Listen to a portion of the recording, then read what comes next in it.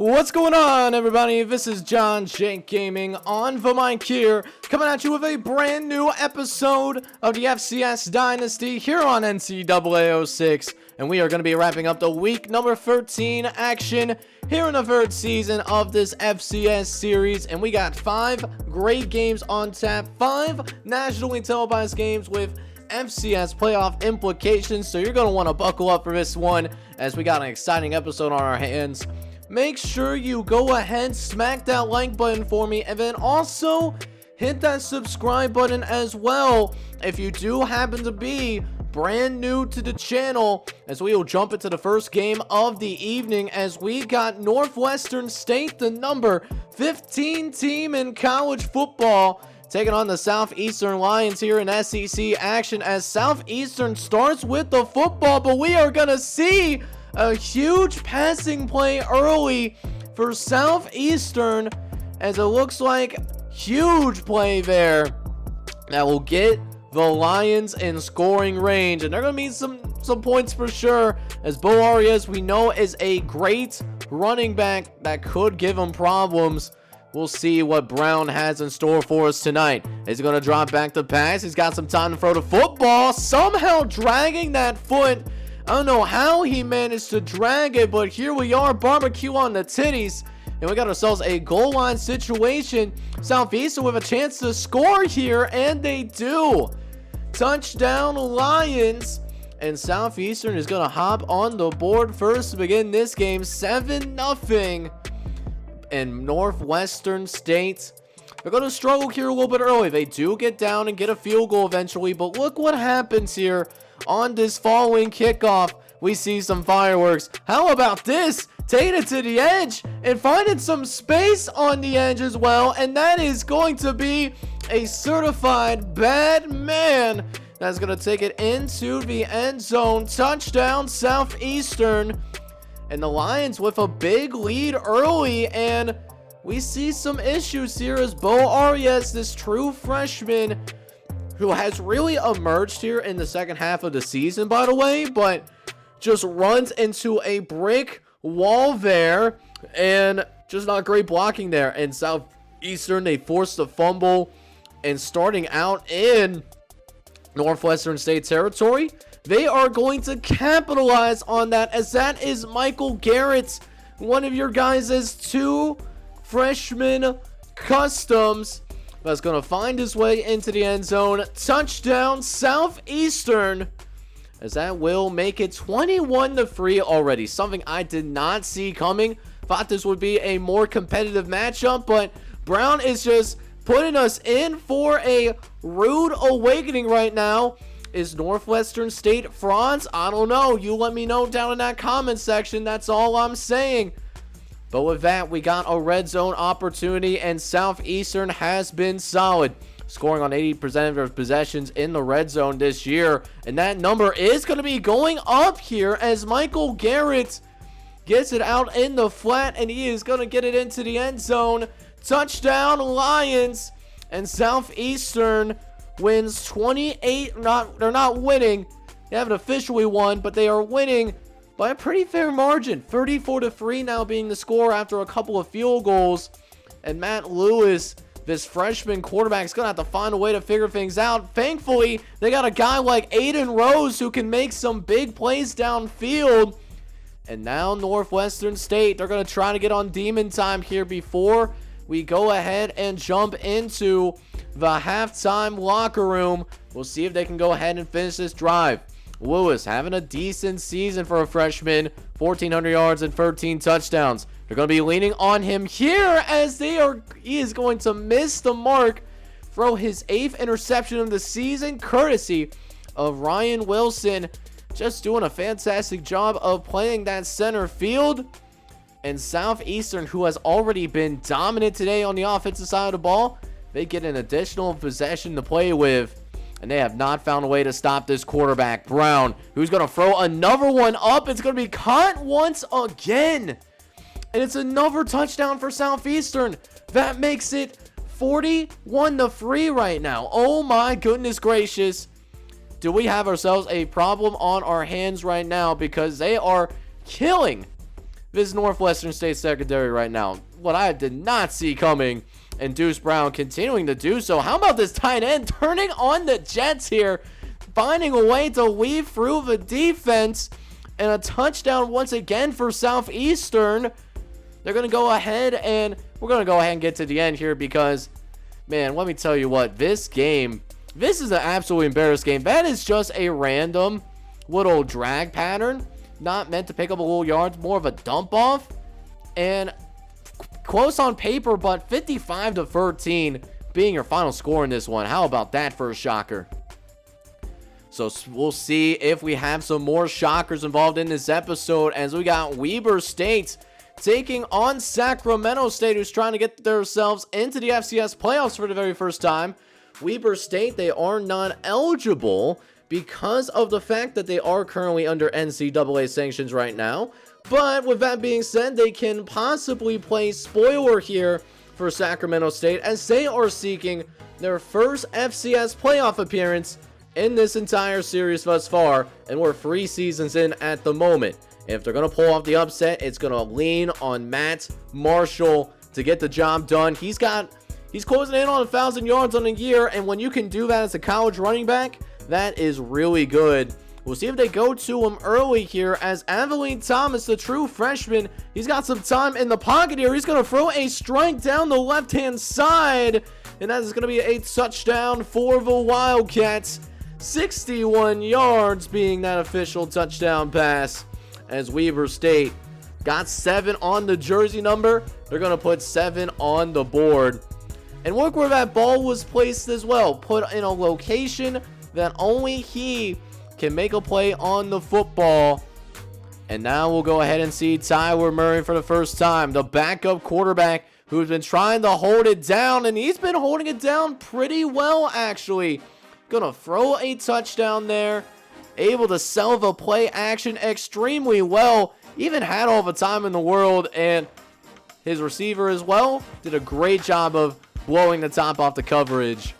So a tie ball game now, as Aveline Thomas tries a little bit of play action himself, but he does not have the same luck.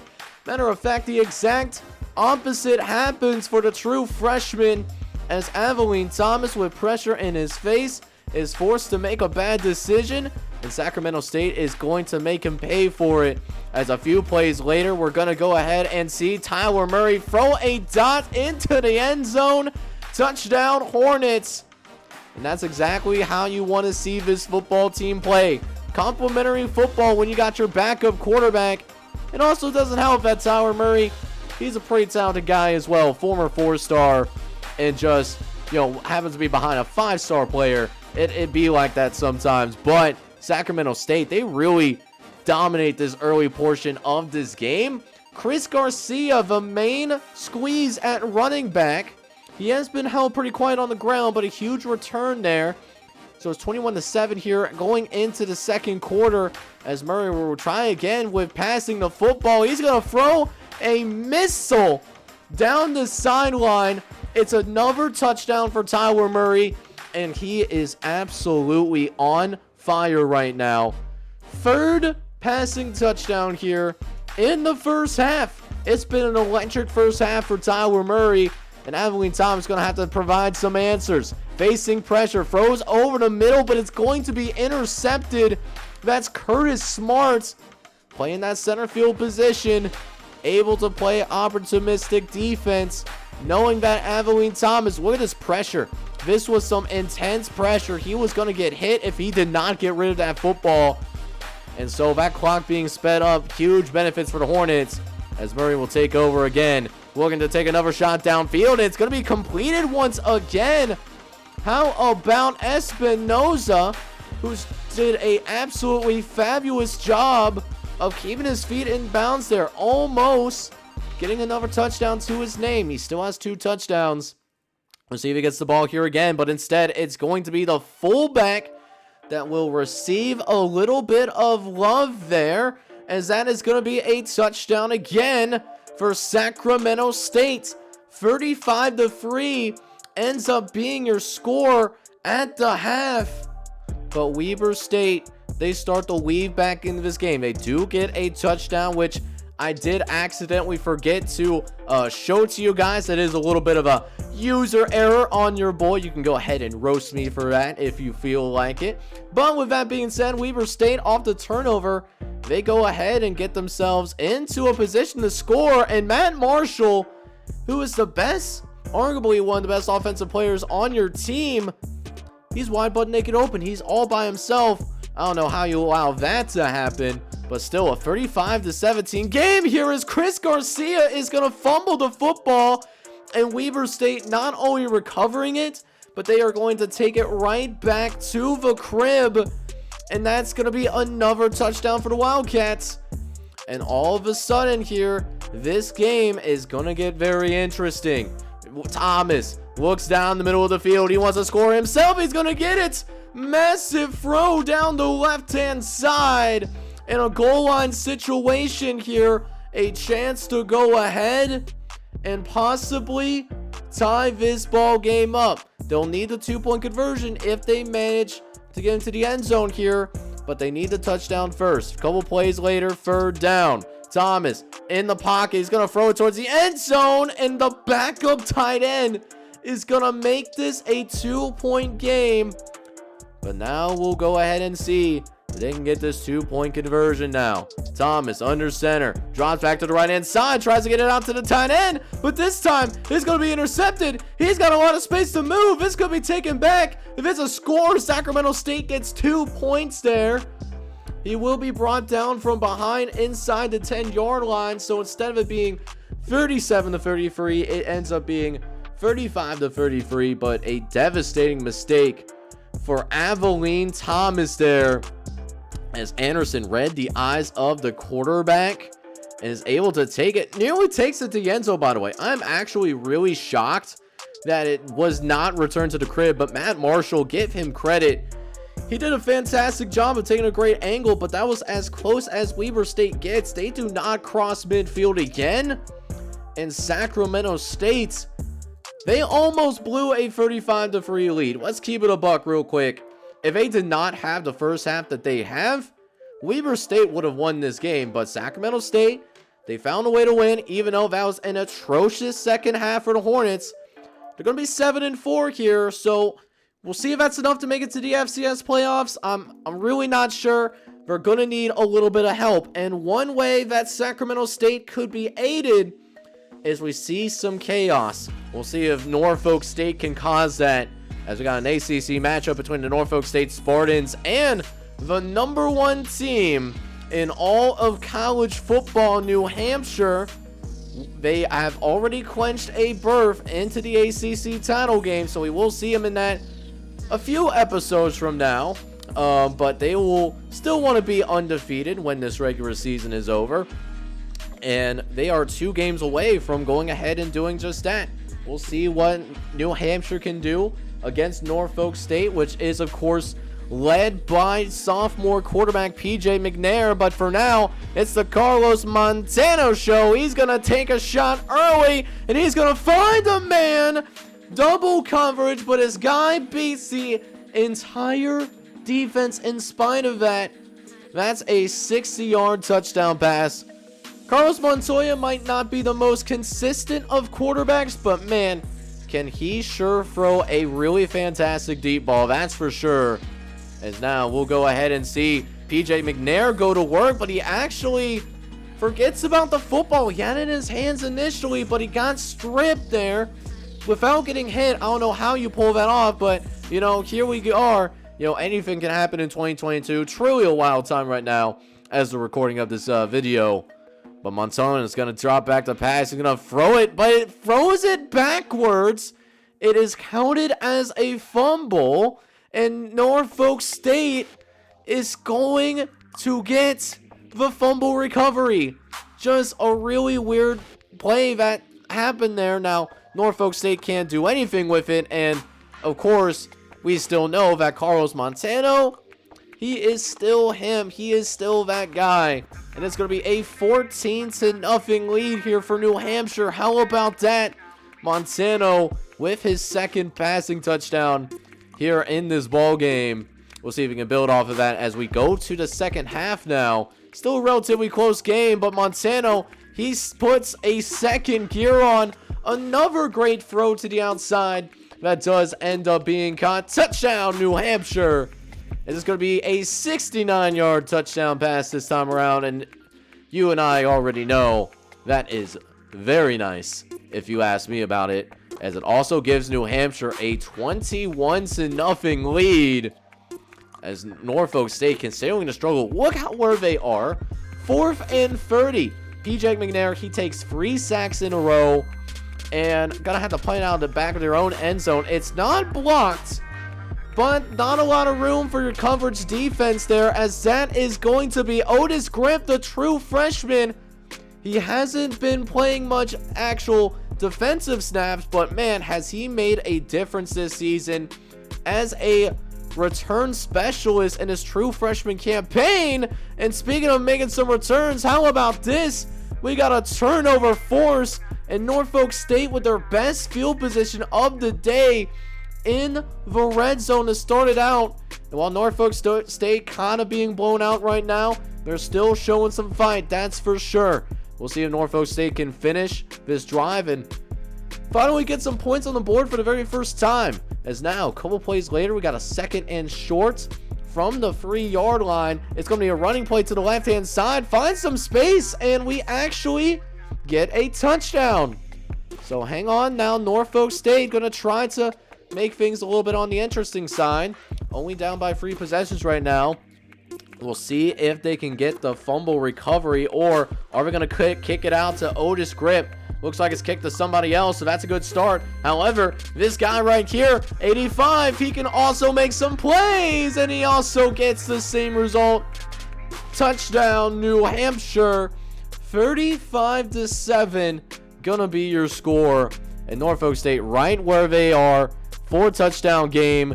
They're trying to run the football, really trying to do anything, and it's just not working today. Taco, he's going to get the fumble recovery here, and that's going to be another extra possession for New Hampshire, who's just been having a great game. Carlos Montoya particularly, but Carlos Montoya is going to actually get sacked there. He does hold on to the football. So a nice little way to end the 3rd quarter there, as Montano, he was looking downfield, does end up getting beat eventually.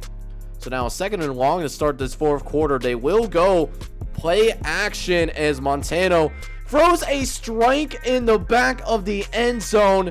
Touchdown, New Hampshire. That's at least 4 touchdowns. Maybe, 4 touchdowns for Carlos Montano, 1 interception. It's a quality game, and New Hampshire are now just going to be 1 game away from getting an undefeated regular season and go into that conference championship week as the solidified #1 team in the nation, as Norfolk State was simply no match for this football team right here.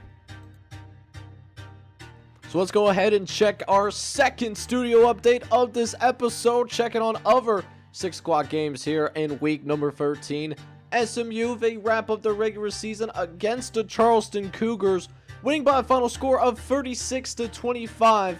And SMU is going to finish the regular season 7-4 with the potential to make the FCS playoffs. As for North Dakota State, they played against their arch rivals North Dakota, and the Bison come out on top 34-10. The Bison improved to 9-1, while North Dakota falls to 3-8 and to finish their regular season. So we go to the late night action as we get the FCS version of Pack After Dark. We got Montana going on the road to take on the Portland State Vikings in PGE Park. A rivalry game of the ages here, as it has FCS playoff implications, as both teams are still in the hunt to get into the FCS playoffs. There's a lot of above average teams that aren't necessarily ranked, but if they're sitting in those 30s, low 40s, and could work their way up to an FCS playoff spot if a couple of things bounce their way. But to start with this rivalry game, Portland State, they gotta win this game. Montana has to win this game. This is Montana's final game of the season. We'll see if Montana can win this rivalry game as we start out seeing a dot throw to the right hand side, and it's a great throw there by Kyle Hardy, who drops it right in the bucket.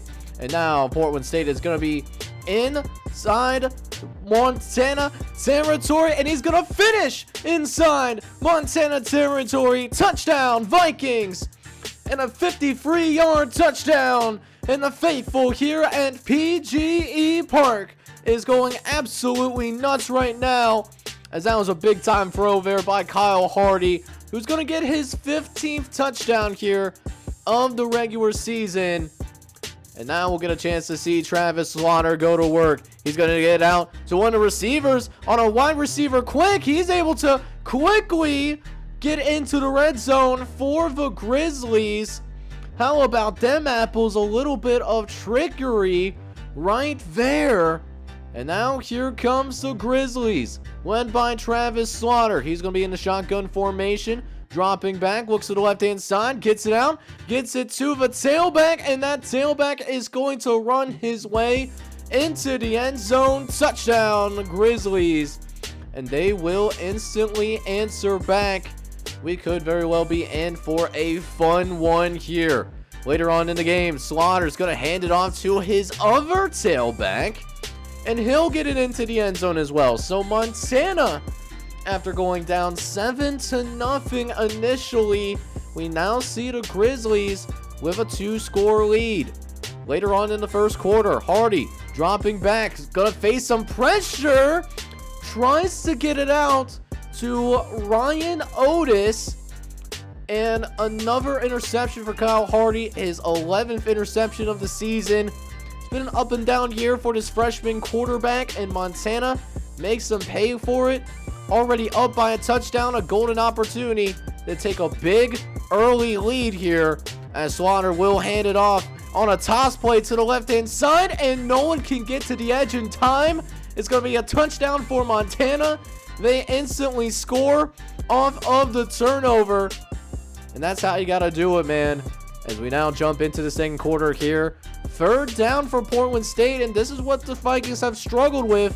One of the first third down teams in the country, as Hardy drops back. He's going to fumble the football, and not only does he not convert the third down, they aren't going to even get any points off this drive. It was a methodical drive, and Hardy fumbles the bag, literally. So Montana takes over, and their tailback goes to work, getting it out to the right-hand side. A direct snap. It's Braylon Hurst, who is now comfortably over 1,000 yards here in this season. He's been a real force here for this Montana football team. We'll see if they go to him again here a couple plays later. They do. Hurst to the left-hand side, able to hurl over a defender. Does he get away from a second one? He does not, but inside the 35-yard line, though, he's been electric today. 11 yards per carry is what this guy is averaging right now. And you would think they would key in on him, because Travis Slaughter, definitely a low-tier starting quarterback at the FCS level, and throws it up anyways. Shutting me up. Wow, great throw there by Travis Slaughter. It's a touchdown, and it's 28-7 right now. Montana trying to crush the hopes and dreams of Portland State right now, who desperately need this win to have a realistic shot at the playoffs. Hardy looking to respond, left-hand side, and there's a response that they were looking for right there. How about that? You want to talk about a big-time throw by Kyle Hardy to respond? We certainly got it right there. And they do go into the halftime locker room, down by a couple of touchdowns. We'll see if they can follow that momentum here in the second half as well, as they get it back to this star receiver. He's got the impact star. Why are you kicking it to him? That is something that I will never figure out, but it's going to be a touchdown for Montana either way. And they are certainly getting themselves a ton of points on the board right now. They have been really lethal on offense today. This is not something that we consistently see from the Montana Grizzlies, but here we are. Braylon Hurst on a punt return is going to make some things happen. He's going to run away from Ryan Otis as well. And guess what? It's going to be yet another touchdown here as well. 42-14 going to be your score. And going into the final moments of this third quarter, Braylon Hurst yet another carry, gets yet another touchdown on the board, and it is getting absolutely out of control right now. Portland State, they just look like they ran out of gas in this one, as Montana is going to finish their regular season strong, 7-4. We'll see if that's good enough to make it to the FCS playoffs. Portland State, meanwhile, will need to win their next game. But now we'll go ahead and check in on the number 18 ranked team in the country, Eastern Illinois, coming in 7-3, and they have an opportunity here to come out, and if they win this game against Tennessee State, who, has a decent season, 5-5, they can at least get a share of the Big Ten championship, and more than likely also lock themselves in to an FCS playoff appearance given their current national ranking. But the key to this one, just give Ralph Rags the ball. I don't care how you do it, you just got to get him involved. One of the best receivers in the country, a sophomore with 1,200 yards receiving thus far. I would be shocked if he's not on an All-American list. And speaking of Ralph Rags, he's going to get involved very early in this game. A deep shot. He's going to get away from a defender as well, as Marcellus Wallace can't get over in time. And it's a 67-yard touchdown for the true sophomore. One-on-one coverage. I don't know why you're doing that with this caliber of receiver. I truly don't get it. That's why Tennessee State, they're not going to the FCS playoffs no matter what happens in this game. But Ralph Rags, he's just having himself a clinic right now. How about this 10 toes down movement right here? Ooh, way to get those toes down. You love to see it, man. And that's going to be a goal line situation for the most part, as now John Robinson under center. He's going to drop back the pass, going to look to the right-hand side, and it's going to be caught. Touchdown, Eastern Illinois. And they're off to a really fast start here at this current time, as that is going to be a 14-0 lead. John Robinson already has a couple of touchdown passes to his name. Later on in the first quarter, we do see Tennessee State go free and out, getting it once again to Ralph Rags. A little bit better coverage there. Double coverage, but that just goes to show how good Ralph Rags is. He's already got 100 yards receiving in this game. Matter of fact, 120 yards, and it looks like that was just a great route combination. You gotta love the offensive creativity that Eastern Illinois is showing right now, as they are just simply, in terms of what they're doing with the passing game, it's literally at will for this Eastern Illinois squad is what right now, as John Robinson drops it in the bucket. And then to end this first quarter, Robinson's going to get it out to the tailback, and the tailback makes the defender miss and fights his way into the end zone. So really a dream first quarter for Eastern Illinois. They scored 21 points in 6 minutes of game action. Meanwhile, Tennessee State, they're still being shut out, and they're still looking for points as we get to about 50 seconds left in this first half. We'll see if they can make it 28-0 at half. Robinson, right-hand side, gets it to his receiver. Gonna be forced out of bounds. But great job knowing where the sideline is. Not only picking up the first down, but also getting out of bounds to save a little bit of time. So really, they have the entire playbook open to them here. 45 seconds left. You got a 1st and goal.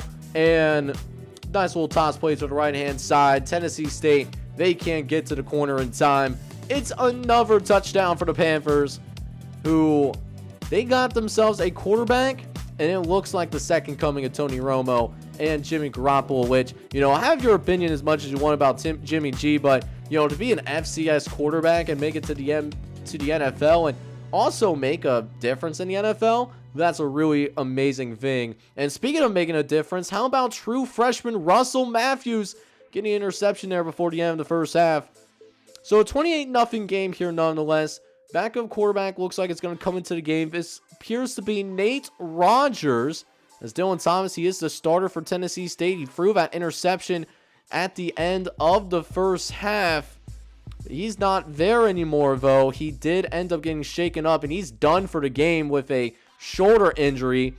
So it's going to be the Nate Rogers show here to end the regular season for Tennessee State. We'll see what he can do in what could potentially be garbage time. You never know, and it never hurts to find your star receiver, Brian Hampton, who won the one-on-one coverage on the outside. Russell Matthews can't get over either. He was held to the center a little bit too long, so nice eye manipulation there for Nate Rogers.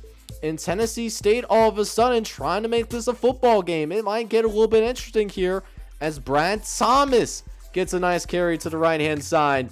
And that is a first down for the Tigers of Tennessee State. Problem is, though, when they get into the red zone, they do ride that struggle bus. One of the worst red zone teams in the country. Can Nate Rogers change that? But instead, it's going to be intercepted. And it looks like he is going to be gone. Like a girl in a country song. Touchdown, Panthers. That is a nightmare. You got a good drive together with Nate Rogers. You try to throw it out to the flat there, and it was just read like a book there. Locked in on that receiver a little bit too long. And now it's going to be 35-7 being your score as Rogers looks to the right-hand side, following the pick six. Gonna respond pretty well there. Gonna throw it up to his receiver and make a play, and that's all you gotta do.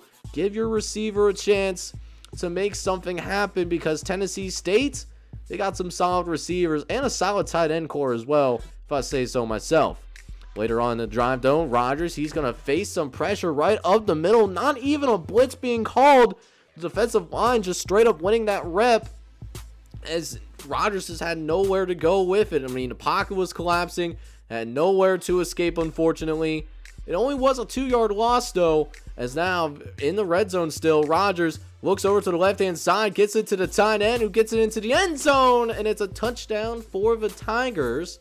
Still going to be a little bit on the interesting side. 35-14 is going to be your score. Now we jump into the fourth quarter. Tennessee State, they are at a fourth down right now, so of course they're going to go for it. They have nothing left to lose in this game.